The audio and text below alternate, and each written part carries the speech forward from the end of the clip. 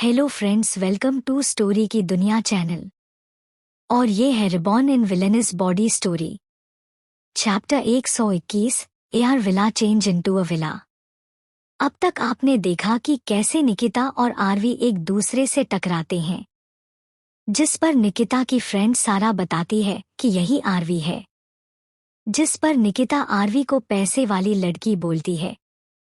लेकिन आरवी जब उसको घूर कर देखती है तो निकिता आरवी की आंखों को देखकर लड़खड़ा जाती है, जिस पर सारा पूछती है, क्या हुआ निकिता? जिस पर निकिता बोलती है कि इसकी आंखें बिल्कुल मेरी मॉम की तरह है। वही आरवी उसे इग्नोर कर अपने क्लास में चल जाती है। वही जब सारा सुनती है कि आरवी की आंखें बिल्कुल निकिता की मॉम की तरह है तो वह अचानक ही बोलती है, कहीं ये तुम्हारी माँ की नाजायज औलाद तो नहीं? उसके इतना बोलते ही एक जोरदार थप्पड़ उसके गाल पर पड़ता है और वो सीधा नीचे फ्लोर पर गिर गई। आगे जब सारा नीचे फ्लोर पर गिरी तो उसकी आंखों में आंसू आ गया, क्योंकि उसके गाल पर बहुत जोर से थप्पड़ लगा था। लेकिन वह जल्दी से अपने सर को उठाकर देखती है कि किसने उसे मारने की हिम्मत की तो पाती है हर्ष अपनी जलती हुई नजरों से उसे ही घूर रहा था। वही जब सारा अपने सामने हर्ष को देखती है तो वह डर जाती है, क्योंकि हर्ष और उसका ग्रुप जल्दी किसी के मामलों में नहीं पड़ता जब तक वह मैटर उनका ना हो। तभी हर्ष अपनी नजरों को सारा से हटाकर सीधा निकिता के ऊपर लाता है और बोलता है, कोई तुम्हारे सामने ही तुम्हारे ही मॉम के कैरेक्टर पर सवाल उठा रहा है और तुम चुपचाप सुन रही हो। क्या तुमने यही सीखा है मेरी फैमिली से? जिस पर निकिता तुरंत अपने आंखों में आंसू लाते हुए बोली, भाई मैं इसे अभी बोलने ही वाली थी तभी आप आ गए। जिस पर हर्ष अपनी उंगली दिखाते हुए बोला, शट अप। वहीं अब तक सारा भी उठ चुकी थी, आसपास कोई नहीं था, नहीं तो सारा की आज बहुत बड़ी बेइज्जती हो जाती। वही सारा जब हर्ष को गुस्से में देखती है तो उसे थोड़ा डर लगने लगा था, क्योंकि वह जानती थी कि हर्ष शिवाय के साथ रहता है। लेकिन उसे नहीं पता था कि हर्ष खुराना फैमिली से बिलोंग करता है। फिर भी उसे देखकर कोई भी बता सकता था कि वह कोई नॉर्मल फैमिली से बिलोंग नहीं करता, और उस पर से शिवाय राजपूत उसके साथ था। इसलिए वह थोड़ा डर रही थी कि थोड़ी दिन पहले ही उसने आरवी वाला कांड किया था, जिस पर उसके डैड को यहाँ के ट्रस्टी ने वार्निंग दिया था। और अभी यह मामला, इसलिए वह थोड़ा पॉलिटिकली बोली, सीनियर हर्ष आप मुझे गलत समझ रही हैं, मैं ऐसा कुछ भी नहीं कहना चाह। तभी हर्ष उसको बीच में रोकते हुए बोला, मिस जो भी हो मुझे तुमसे कुछ भी नहीं सुनना, इसलिए अपना यह सड़ा हुआ जबान बंद करो और यहाँ से चलती बनो। हर्ष के इतने कड़वी बात सुनकर भी सारा ने कुछ नहीं बोला और एक नज़र निकिता को देखती है, जिस पर निकिता भी उसे जाने का इशारा करती है तो सारा वहां से चली जाती है। वही सारा के जाने के बाद हर्ष भी वहां से पीछे मुड़कर जाने लगा। तभी निकिता थोड़ी धीमी आवाज में बोली, हर्ष भाई आपको आरवी की आंखें बिल्कुल मॉम। लेकिन वह तुरंत चुप हो गई और अपने मन में बोली, निकिता तुम इतनी बुद्धिहीन कैसे हो सकती हो? तुम इसके बारे में हर्ष भाई से कैसे बात कर सकती हूँ? वही हर्ष निकिता की बात सुनकर एक मिनट के लिए पीछे मुड़कर निकिता की तरफ देखता है, लेकिन निकिता अब पूरी तरह शांत हो चुकी थी, जिससे हर्ष बिना कुछ बोले वहां से जाने लगा। तभी उसे ओम दिखाई दिया। अभी वह मुझे कुछ बोलता उससे पहले हर्ष बोला, साइड में चलकर बात करते हैं। थोड़ी देर बाद एक खाली जगह पर हर्ष और ओम खड़े थे। तभी हर्ष अपनी चुप्पी तोड़ते हुए बोला, पूछो क्या पूछना है? जिस पे फटाक से बोला, आरवी वही लड़की है न जिसने तुम्हें थप्पड़ मारा था, वो भी पहली मुलाकात में? तो हर्ष उसे घूर कर देखता है, जिस पर ओम अपनी बत्ती सी दिखाते हुए बोला, अरे यार मेरे कहने का मतलब है कि उस लड़की ने तुझे थप्पड़ मारा और तूने उसे कुछ नहीं किया। जिस पर हर्ष बिना इमोशन के बोला, मैंने उसे पनिशमेंट दिया था पूरे ग्राउंड का चक्कर लगाने का। जिस पर ओम भी सीरियस आवाज में बोला, जरूर तू कुछ बात मुझसे छुपा रहा है, चल जल्दी बता क्या छुपा रहा है, क्योंकि कोई लड़की तुझे थप्पड़ मारे और तू इतना शांत रह सकता है, ऐसा हो ही नहीं सकता।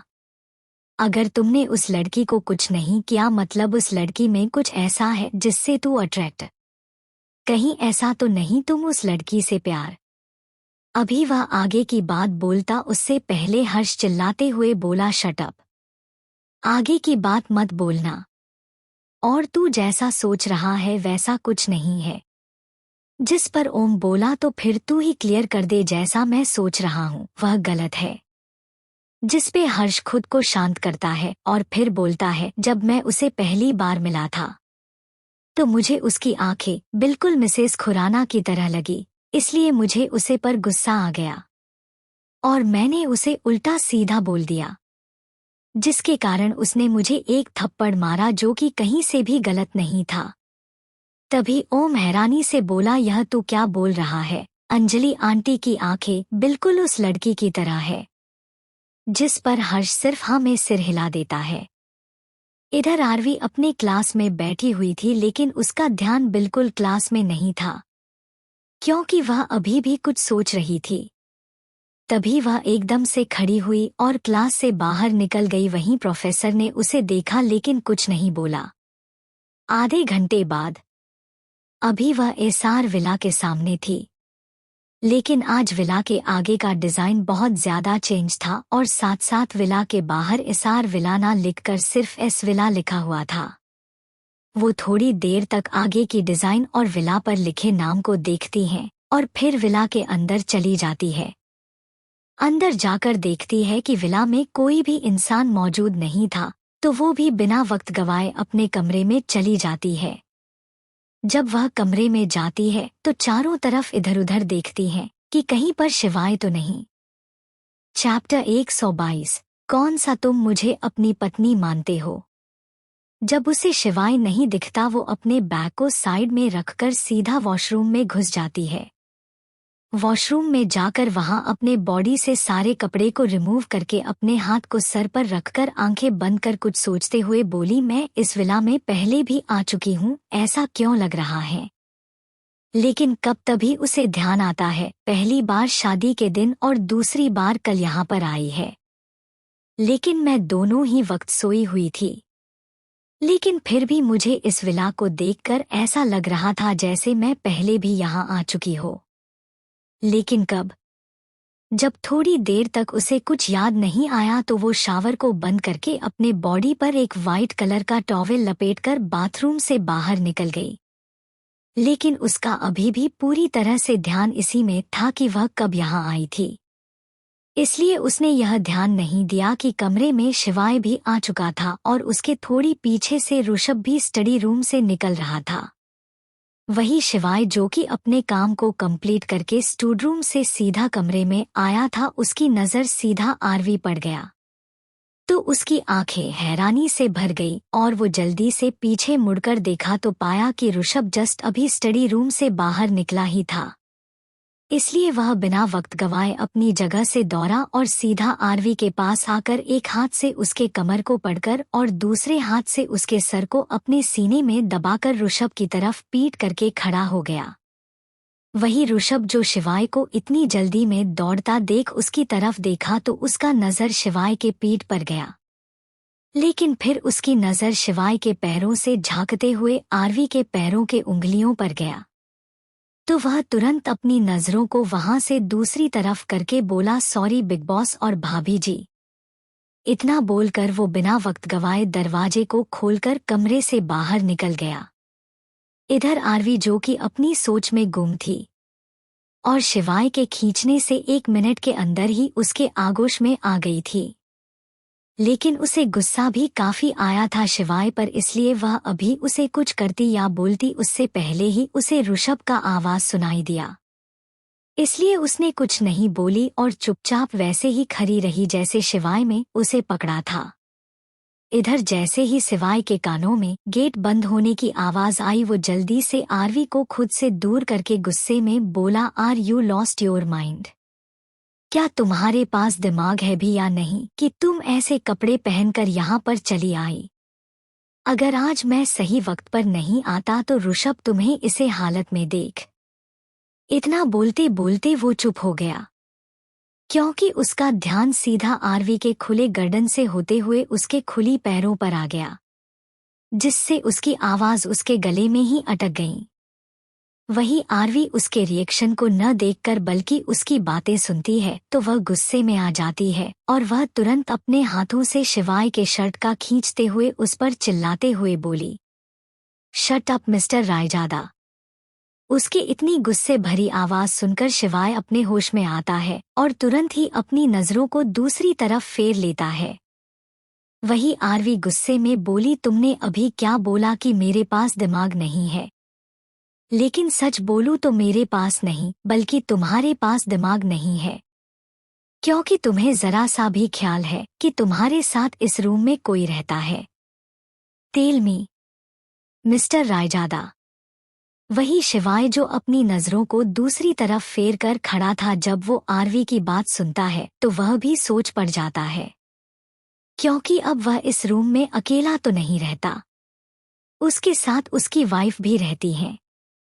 तभी फिर से उसके कानों में आरवी की आवाज गई, अब थोड़ी ना तुम्हारे मुंह से कोई जवाब निकलेगा, और वैसे भी तुम्हें मेरी इज्जत की क्यों फिक्र हो? कौन सा तुम मुझे अपनी पत्नी मानते हो और कौन सा हमारा रिश्ता प्यार से बना हुआ है? यह एक जबरदस्ती का रिश्ता है जिसे तुम जबरदस्ती से निभा रहे हो, उप्स, जबरदस्ती से चला रहे हो। इसलिए कोई भी मुझे इस हालत में देखे इससे तुम्हें कहाँ फर्क पड़ने वाला है। बाकी गलती मुझसे हो गई जो मैंने यह ध्यान नहीं दिया कि मेरे ही हस्बैंड के कमरे में मेरी इज्जत खतरे में है। अभी वह गुस्से में और भी बातें बोलती तभी शिवाय अपने एक हाथ से उसके मुंह को बंद करके उसकी आंखों में देखते हुए बोला, तुम मेरी इज्जत हो, तुम्हारा इज्जत बचाना मेरा फर्ज है। Sorry wifey. इतना बोलकर वह सीधा अपने कमरे से स्टडी रूम में चला गया। वहीं आरवी उसकी बात सुनकर उसी जगह पर भूत बनकर खड़ी रह गई, क्योंकि उसने शिवाय के मुंह से कभी भी सॉरी शब्द नहीं सुनी थी, न किसी और के लिए नहीं अपने लिए। लेकिन आज उसने उसे सॉरी बोला था। जब थोड़ी देर बाद वह अपने होश में आई तो बोली, यार मुझे उससे इतना नहीं सुनाना चाहिए था, लेकिन क्या करूं, गुस्सा आ गया था इसलिए मेरा सारा भड़ास उसी पर उतर गया। लेकिन मुझे आगे से ध्यान रखना होगा कि रूम के साथ सब क्लोजेट और स्टडी रूम भी चेक कर लूं कि कोई है या नहीं। इतना बोलकर वो अपने कदम को क्लोजेट की ओर बढ़ा देती है। इधर स्टडी रूम में शिवाय अपने ब्लेजर को निकालकर फ्लोर पर फेंककर ड्रावर से सिगरेट निकालकर सिगरेट का कश ले रहा था, लेकिन रह रहकर उसे बार बार आरवी की बातें सुनाई दे रहा था, तुम्हें मेरी इज्जत से क्या फर्क पड़ता है, कौन सा ये रिश्ता प्यार से बना है। यही सब बातें उसके कानों में सुनाई दे रहा था, जिसके कारण वह अब तक लगभग 4 सिगरेट पी चुका था। कमरे में आरवी इधर से उधर टहल रही थी, क्योंकि जब से शिवाय स्टडी रूम में गया था तब से बाहर नहीं आया था, इसलिए वह थोड़ा परेशान थी। जब उसे रहा नहीं गया तो वह अपने कदम को स्टडी रूम की तरफ बढ़ा देती है। जब वह गेट खोलती है तो अंदर का नजारा देख उसकी आंखें बड़ी बड़ी हो जाती है, क्योंकि पूरे कमरे में धुआं फैला हुआ था। तो वो अपने एक हाथ से अपनी नाक को बंद करके आगे बढ़ती तभी उसका ध्यान शिवाय पर गया, जो कि शीशे से बाहर की ओर देखते देखते सिगरेट का कस ले रहा था। इसलिए आरवी जल्दी जल्दी अपने कदमों को शिवाय के पास बढ़ाकर एक झटके से उसके हाथ से सिगरेट छीन लेती है। वही शिवाय जो अपने सोच में गुम सिगरेट पर सिगरेट पी रहा था, जब अपने हाथ से सिगरेट किसी को छीनते देखा तो गुस्से में मुड़ता है तो देखता है आरवी अपने एक हाथ में सिगरेट लेकर उसे ही घूर कर देख रही है। शिवाय उसे देखकर इग्नोर कर फिर से शीशे की बाहर देखने लगता है। वही आरवी जिसे लगा था शिवाय कुछ बोलेगा, लेकिन उसने उसे इग्नोर कर दिया, इसलिए वह सिगरेट को देखते हुए अपने मन में सोची शायद कुछ ज्यादा ही इसे सुना दिया। चल इसका थोड़ा मुंड दिख किया जाए अपनी एक्टिंग से। और फिर अपनी सोच से बाहर आते बोली, मिस्टर रायजादा तुम्हें थोड़ा ब्रांडेड सिगरेट पीना चाहिए। उसकी बात सुनकर शिवाय अपनी नजरों को आरवी की तरफ करता है, जिसे देखकर आरवी मुस्कुराते हुए बोली, वो क्या है ना, अगर हम ब्रांडेड चीजों को पीते हैं तो उससे हमारी तबीयत खराब कम होती है एज कंपेयर टू लोकल चीज। लेकिन अगर तुम्हारे पास पैसे नहीं है ब्रांडेड सिगरेट पीने का, सो डोंट वरी, मैं हूं ना। वही शिवाय एक नज़र सिगरेट को देखता है और फिर आरवी की ओर देखते हुए बोला, वैसे ये सिगरेट कितने का है वाइफी? जिस पर आरवी एकदम से बोली, आई थिंक 50 रुपये। जिस पर शिवाय बोला, नॉट बैड। तो आरवी बोली, एम आई राइट? जिस पर शिवाय अपनी भवें उचका देता है। तो आरवी आगे बोली, क्या तुम अपने डैड से पैसे लेते हो? जिस पर शिवाय ना में सिर हिलाता आता है। तो आरवी फिर से बोली, मॉम से। फिर भी शिवाय ना में सिर हिलाता है। तो आरवी बोली, ओब्रॉय फैमिली से। तो इस बार शिवाय चिढ़ते हुए बोला, नहीं। तो आरवी बोली, अगर तुम ओबेरॉय फैमिली से पैसा नहीं लेते हो तो तुम्हारे पास पैसा कहाँ से आएगा? क्योंकि तुम तो अभी कॉलेज में पढ़ाई कर रहे हो। लेकिन मुझे समझ नहीं आ रहा है तुम्हारे पास ये विला कहाँ से आया। और उसके बाद तुम्हारे वो 2 चमचे ऋषभ और कैप्टन, जो दिन भर तुम्हारे आगे पीछे घूमते रहते हैं, तुम उन्हें कहाँ से पैसे देते हो? वही उसकी बात सुनकर शिवाय चुप हो गया। तभी आरवी अपने मन में बोली, काश बंदा मेरे सामने ना होता, अब तक मैं इस सिगरेट को पी भी लेती। इतना ब्रांडेड सिगरेट मैं कहाँ छोड़ने वाली थी। लेकिन मुझे अभी भी नहीं समझ में आ रहा इसके पास पैसा कहाँ से आ रहा है। वह अपने मन की बात को मन में ही रखकर शिवाय से फिर से बोली, नहीं बताना है तो मत बताओ, लेकिन एक बात बताओ, क्या तुम कोई इलीगल काम करते हो? क्योंकि मुझे इलीगल पैसा बिल्कुल बर्दाश्त नहीं। भले ही तुम्हारे पास कुछ ना हो, मैं तुम्हारे साथ रह सकती हूँ, लेकिन मैं इलीगल पैसों से जिंदगी नहीं जी सकती। यह बात आरवी बिल्कुल सही बोली, क्योंकि उसे इलीगल पैसा या फिर इलीगल काम बिल्कुल बर्दाश्त नहीं था। वही शिवाय एक तक आरवी को फेस को देख रहा था जो पल भर में बदल रहा था। तभी वह अपना टॉपिक को चेंज करके बोला, तुम इतना पहले कैसे कॉलेज से आ गई? जिस पे आरवी बोली, मुझे कॉलेज में मन नहीं लग रहा था, और हाँ, आगे की बात मत पूछना।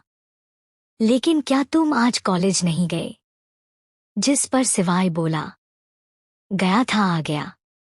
उसकी बात सुनकर स्टडी रूम से निकलने लगी। तभी वह पीछे मुड़कर बोली, सिगरेट इज नॉट गुड, और फिर स्टडी रूम से निकल गई। वही उसकी बात सुनकर शिवाय के फेस पर हल्की स्माइल आ गई। ऐसे ही देखते देखते शाम हो गया। खुराना मॉल। यह मॉल खुराना के अंदर आता है। इसी मॉल के अंदर अंजलि खुराना और आरव खुराना आए हुए थे। अंजलि खुराना अभी एकदम सिंपल साड़ी पहनी हुई थी। उसमें भी वह काफी खूबसूरत लग रही थी, लेकिन कपड़े का लेवल काफी लो पहना था, जिस वजह से वो मिडिल क्लास औरत की तरह दिख रही थी। वहीं आरव ने भी सिर्फ पेंट और शर्ट पहना था, लेकिन उसके फेस पर अभी भी मास्क था। तभी अंजलि जी आरव से बोली, क्या जो तुम्हें इन्फॉर्मेशन मिली है वह सही है कि यहाँ के स्टाफ नॉर्मल पीपल को रिस्पेक्ट नहीं देते? जिस पर आरव बोला, यस मॉम, मुझे यह कंफर्म न्यूज़ मिली है, और साथ साथ यह भी कि यहाँ का मैनेजर भी अच्छा इंसान नहीं है। वह हमेशा स्टाफ में उन लड़कियों को बुली करते हैं जो गरीब है। आरव की बात सुनकर अंजलि जी को काफी गुस्सा आया, क्योंकि उन्हें बिल्कुल नहीं पसंद था कि कोई इंसान गरीबों की इज्जत ना करे और बुली करे। और यहाँ तो उनके ही मॉल में हो रहा था, इसलिए वह अपना भेष बदलकर यहाँ आई थी ताकि सारे मामले को वो जान सके। अंजलि जी अभी फर्स्ट फ्लोर पर इधर से उधर सारी चीजों को नोटिस कर रही थी। तभी एक लड़की जो कि यहाँ की स्टाफ थी, वो अंजलि जी के पास आकर बोली, ए लेडी, कहाँ जा रही हो? यह मॉल तुम्हारे लेवल का नहीं। और फिर उनकी तरफ देखते हुए बोली, तुम्हें क्या लगा ये तुम्हारी तरह फट टीचर दुकान है जहां से तुम आकर अपने लिए कपड़े खरीद सकती हो? यहाँ के ब्रांडेड ड्रेस लाखों करोड़ों में बिकता है, और तुमने जो पहना है वह एक फटीचर साड़ी है। अरे देखो उन लोगों को, और फिर वह एक फैमिली की तरफ इशारा करती है और उसको दिखाते हुए बोली, देखो वह लोग इस मॉल में आकर कपड़े खरीदना डिजर्व करते हैं, ना कि तुम।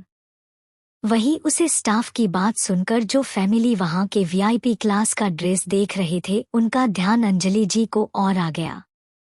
वही जब उस फैमिली को अपनी ओर देखता पाया तो वो स्टाफ थोड़ी धीमे आवाज में अंजलि जी से बोली, देखो वह है रायजादा और ओब्रॉय फैमिली, इसलिए चलो अब यहाँ से निकलो जल्दी से।